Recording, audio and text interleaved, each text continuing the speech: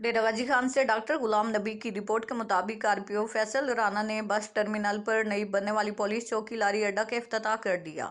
34 لاکھ کی لاگت سے تعمیر ہونے والی چوکی 1 سال میں مکمل ہوئی۔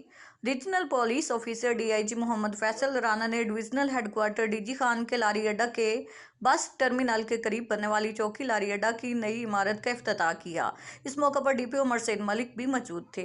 جدید سہولیات سے آراستہ یہ پولیس چوکی تعمیراتی حوالے سے انتہائی دلکش اور دیدہ زیب ہے۔ اس موقع پر خطاب کرتے ہوئے RPO فیصل رانا نے کہا کہ لاری اڈا ایک حساس مقام ہے جہاں پر مسافروں کی آمد و رفت رہتی ہے۔ قانون شکن عناصر مسافروں کے روپ میں قانون شکنی کو آسان طریقہ خیال کرتے ہیں۔ یہاں پر پولیس چوکی تو پہلے سے ہی تھی، تاہم اس کی عمارت بوسیدہ اور جدید تقاضوں سے ہم آہنگ نہیں تھی۔ DPO عمر سعید ملک نے اس معاملے میں ذاتی دلچسپی لی۔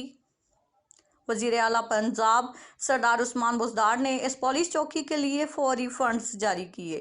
34,30,000 روپے کی لاگت سے مکمل ہونے والی اس پولیس چوکی کو اسٹیٹ آف آرٹ کا نمونہ کہا جا سکتا ہے۔ اس پولیس چوکی کو جدید سائنسی ٹیکنالوجی کی تمام سہولیات سے آراستہ کیا گیا ہے، جس کے استعمال سے عوام کے جان و مال کا تحفظ کیا جائے گا۔